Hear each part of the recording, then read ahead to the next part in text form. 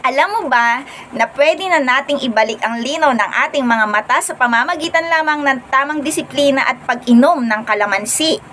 Ang gagawin lamang po natin ay ihahalo natin ang kalamansi sa isang basong tubig at iinumin natin siya ng 3 times a day within 120 days. Ang gagawin po nito is lilinisin po niya ang ating liver, which is ito yung nagiging dahilan kung bakit lumalabo ang ating paningin, sapagkat ang pagdumi po or pagiging madumi ng ating liver or pancreas ang nagiging sanhi po ng paglabo ng ating mga mata. Kaya kung magiging malinis po ang ating liver at pancreas, 100% po babalik ang linaw ng ating mga mata.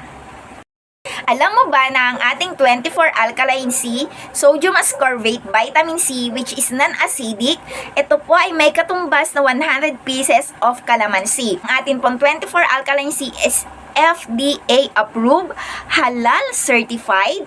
Tayo po ay nasa MIMS, which is nire-recommend po ng mga doktor ang ating 24 alkaline C. At the same time, tayo po ay super brand awardee. So meaning to say, kinikilala tayo sa iba't ibang bansa. So ganun po kaganda ang ating 24 alkaline C.